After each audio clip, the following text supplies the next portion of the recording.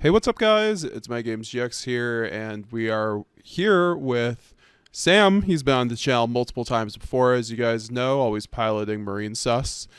But he's here today to give us some spice and goo that he's been cooking up the last several months, just playtesting and theory crafting this deck out time and time again. And he's really come up with something that is really incredible, I think, is honestly the way forward for at least Scareclaw, and then this is also a great option for Mannadium players because this is Mannadium Scareclaw. You use the mana cards to access your Scareclaw engine, and then your Scareclaw engine, alongside what your mana boards will typically be, is usually enough to just prevent your opponent from being able to crack through, and then your follow-up on the next turn will kill them for sure. We'll just get into the main deck then, and we'll go card by card and just kind of explain your reasoning behind them, because I think it's really interesting with a lot of standard Scareclaw lists really not going into the Mannadium stuff. As you guys will see on replays that will go up on the channel, or maybe already there, check the link below, you'll see that the deck is very explosive and very good, and you basically can play full Mannadium on top of Scareclaw. So the whole inspiration for this deck came from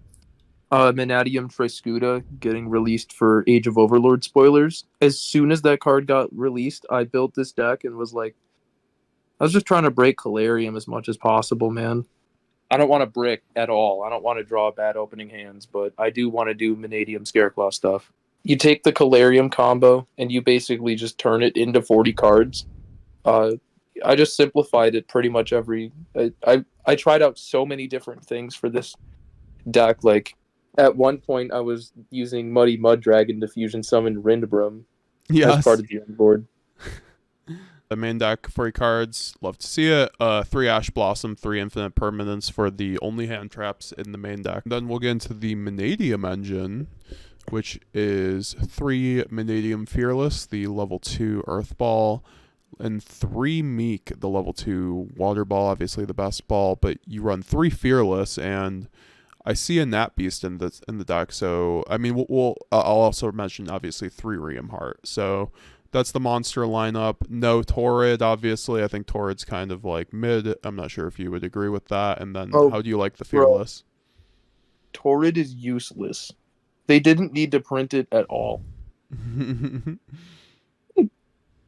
You could play one Torrid in here, to be fair, but I wouldn't play multiples. But you like the Fearless for the Nat Beast plays? Oh, yeah. Yeah, it being an Earth is incredible. Is that specifically for the Nat Beast plays, or could you ever see yourself removing the Fearless if you'd want to run something else? If you cut Fearless, you have to cut Nat Beast. And I don't want to cut Nat Beast because it's like way too strong. Fair enough. Because the Scareclaws are level 3 and Mannadium Fearless is a level 2 tuner that's Earth, and it's like in engine, it's just free Nat Beast all around. Take it while you can. Yeah, and then we'll get into the Scareclaw engine. It's 2 Acro, 2 Astra, and then 2 Balone. So this seems pretty standard, honestly. And then 2 Rykart, and then 1 Visa Starfrost. So do you like that ratio? Those ratios of the 2, 2, 2, and 1? Yeah, it's just 1 Scareclaw name per planet you have in the main, and then 1 Visas because I never want to draw 2. Okay, so yeah. We'll get into the spells and traps then. 1 called by, 2 Obsidian, 3 Calarium, and 1 Primeval planet for like really the Mannadium spells and traps. How do you like the Purrely plus the Obsidian? I mean, I see that we are on the Trisecta, so running the Purrely makes sense. Yeah, it just Purrely turns a planet, turns a Calarium into the full 1-card combo. It at minimum, if you just have Calarium in your hand, at minimum, it's 3 material Apollosa Barone. Okay. That's all because you play Purrely in the deck. Yeah, no, that's very good. Yeah. And then 2 Reichphobia, pretty standard. 3 Arrival, you like the 3 Arrival because we're playing extra Scareclaw cards, so it's just super free since it's not once per turn. At least on this special. No, it's like in the gameplay you'll see us just spam this shit, bro. It's so good. Extremely free. Yep. terraforming for the generics, one triple tactics, one thrust. You guys will see in one of the gameplays this thrust just go extremely hard. Thrust is very good in this deck. Hmm. Um, and Yeah, then like sorry. I don't want to give too much spoilers, but uh, thrust into Obsidian is a very powerful play. Certainly, and then the talents to hand rip. That's very good. The one in Yeah. one, it just makes sense. You don't brick. And Right. then one reframing. So do you like reframing in here? Yeah, it's broken. Okay, yeah, sounds good. Because I've been seeing Yeah, some but builds not run it. Like maybe like the Realm Elegy or something, but eh, yeah, yeah, I'd much rather just like play around Dark Ruler if I can, yeah, or that's like fair. Droplet, because I just lose to like board breakers and stuff because I'm a combo deck. So Any changes to the main deck that you'd make? I wouldn't make any changes to the main necessarily, other than like format dependent cards, like God forbid Ash and Imperm stop being good. You can cut those, but uh, mainly the main deck is built this way so that way side decking can be easier. Um, like you could side 3 cards in exchange for like one each of the Scareclaw level threes. You could cut those down to one. You could side out an Obsidian. You could side out Perla Rhino. You could side out one Arrival if you'd like. You have a lot of different cards in the main that they're good while they're there, but you don't necessarily need them to play entirely. So they're just kind of free side outs. And what's like the main game plan so people have an idea before we, I guess, well, let's get into this aside and extra, and then we can talk about game plan. Um, any last comments on the main deck until we, or do you want to go into the extra deck? Um, if you're playing this deck and you open only Scareclaw, don't feel bad. That's the fallback of the deck, so you at least have something and not nothing. Game plan A is Mannadium, game plan B is Scareclaw, but they mix well together. Exactly, yeah. Um, all right, and then for the extra deck we have one Vicious Astrolaud. Because we do run the one Visas. Would you ever run Samsara? Not in this deck, no. It's not searchable by any means, so I mean it would be a very powerful one of, if anything. Okay. Okay, one Samsara, or sorry, one Astrolaud, and then because you have the Visas very good, and then one Excel to get you into the Dissipator, and then one Baron. Really standard. I mean, like this, and then the Trisakta and Chengying and Amritara. So that's really standard for the Mannadium synchros, because typically in Scareclaw, like I had, you guys might have seen my Scareclaw video from a while ago, which got third place at the Rochester Regional, and it only ran Baron. But that's the thing about running the Mannadium version; you're able to run a lot more diverse of a extra deck. And on top of that, you get to run Naturia Beast. So, would you like to comment on the synchros? Yeah, I'd like to go back what you said about the Scareclaw deck, because yeah, Scareclaw, you only really get to run Barone. I mean, you could theoretically put Shenyang in that deck, but eh, you're making Barone 95% of the time when you're playing pure Scareclaw. So, whereas this deck, yeah, you get to open up the Synchro pool a lot more. Dissipator's broken. Amazing card. Uh, yeah, Dissipator's insane. Shenyang is really good. The fact that you get to make Barone and Shenyang regularly is really powerful. Uh, and then throwing that beast on top of it all too, because you open decent, is just unbelievable, bro. You end on Nat Beast a lot, right? Uh, I'd say 65 to 70% of end boards involve Nat Beast. Yes. And then we'll go for the links. So we have a pretty diverse link pool. Our link 4 is Apollosa, and then we have a bunch of then we have a single link 3 and Tryheart. Is that all you need? You don't need 2 Tryheart. No, you just need the one. If they can't out the one, then they lose. If they do out the one, you just play on your next turn and kill them. Yep. One cross sheep, very good in this deck, and I feel like especially in this deck because this is how you really make those free nat beast plays. Yeah, Yeah, being able to turn a vicious Astrolaud setup into a free level 3 Scareclaw body or a Mannadium tuner with the Scareclaw body is just so insane. How do you Cross like? sheep really lets you do whatever you want in this deck, man. Yeah, no, and I saw I mean, it's just so good in for any Mannadium, but it really just adds to Scareclaw because Scareclaw isn't traditionally able to abuse cross sheep. Um, Right. So you're adding a lot of ceiling to this deck, and it still stays consistent with all the Mannadium power with a lot of non-engine. So that's why I think this is actually a very viable build going forward. Very good build. So I wanted to show you. Let's go to the IP Masquerena plus the SP. Do you like the IP? Is this kind of a flex spot that could be maybe something else, or I know with IP, you're able to kind of just because your deck actually plays through Nibiru pretty well. So IP is nice for that too. Right. Yeah. I like having SP on my opponent's turn be an interruption. Yeah. You can use a lot of the time you're just gonna end on SP because you made it off cross sheep or whatever, and that's good enough.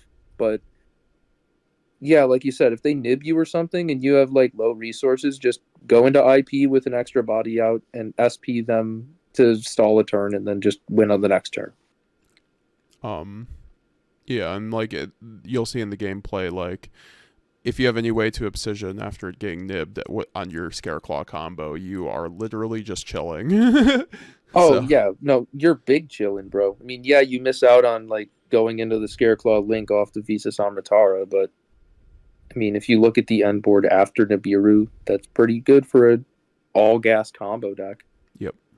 And then 2 Lightheart. And obviously running 2 because we're running more Scareclaws. I mean, I think 2 in general is also just pretty good, but Mannadium a lot of the time doesn't need to run 2. However, with the more Scareclaws, running the 2 I think is pretty mandatory.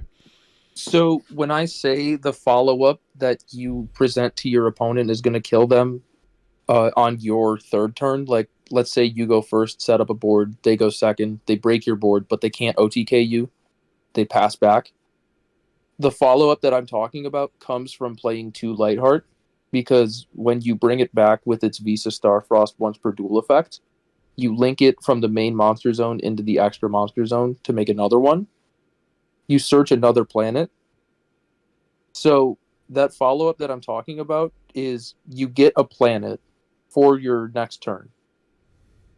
So you can just immediately go into the Scareclaw Link 3 with that.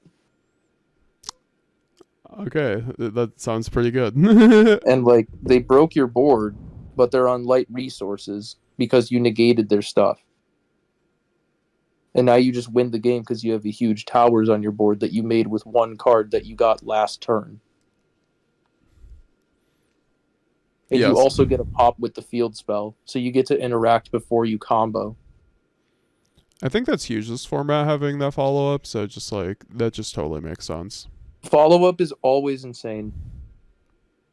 As a Marincess player, I could tell you, follow-up is always good to have.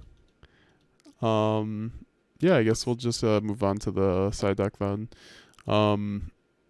So we have 3DD Crow, the classic. Take that, Unchained.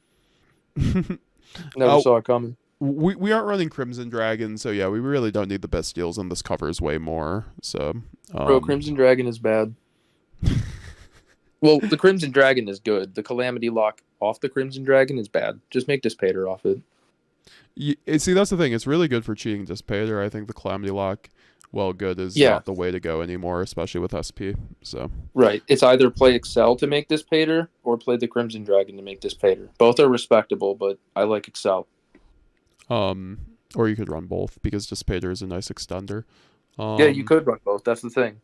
Or well, yeah, for other reasons. But then we have 3 Nibiru. I think Nibiru is just incredible, this format, just for certain decks.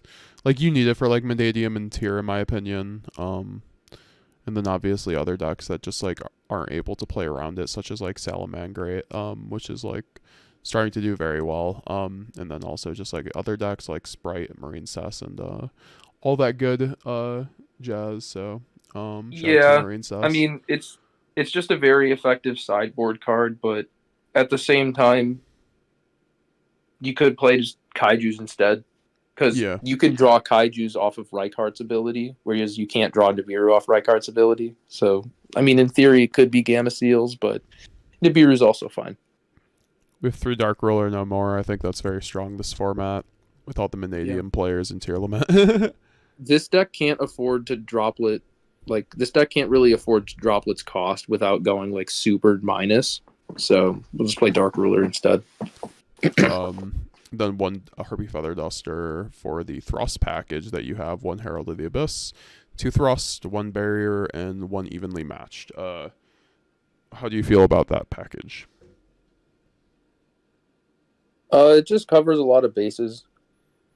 And it's really, like I said, it's really easy to side into. Like the thrust package is only 3 cards. You just side into 2 thrusts and the 1 card you want to find off thrust. You could just side out 1 each of the Scareclaw level 3s for that and not change your deck at all. It just makes it better, actually. Yeah, you might brick on thrust, but who cares? Makes sense. You drew thrust, so you win. Like against purrely, you just bring in D barrier and just poop all over them. Against labyrinth and stuff, you bring in like feather duster evenly, poop all over them. Yeah. What is the game plan for this deck? For people looking to test it, like what and like the order of operations or I guess end boards that you're looking to make. So in order to play this deck optimally, you need Calarium to resolve. So play out of your mind to bait every single interruption your opponent throws at you, and then activate Calarium and go from there. It's very easy to do that too when you have a Scareclaw engine. Yeah, you might need Obsidian to get the full thing going, but I mean, if you open Thrust, that Thrust finds Obsidian. Or even Ream Heart. Yeah, you can just normal Ream Heart or special it. Like, you know, there's a lot of ways to play after you've been interrupted that your opponent will not expect. And so the deck can definitely like jump scare your opponent into like losing their footing in terms of interrupting you. And a deck like this can definitely leverage that loss of tempo into a win because the boards it builds are ridiculous. They are very much so, and like I said, activating Calarium by itself, no other cards in hand, gets you an Apollosa with 3 negates and a Barone. That's crazy off of 1 card. I think also a Dispatter, but I could be wrong. I might be wrong on that, but No, it's just Barone and Apollosa. Okay, You can't make a Dispater off that. That's still very good. So good. Yeah. And then that's on top of the Scareclaw stuff, so it's like that's literally just off singular Calarium and nothing else. So the other 4 cards in your hand could just be anything. They could be Mannadium extenders, they could be Scareclaw names, they could be infinite impermanence or reframing, interruptions for your opponent, Ash Blossom, called by, stuff like that. It could be triple tactics, talents, or thrust. Like the opening hands for this deck pretty much always work out in your favor. very nice. Yeah.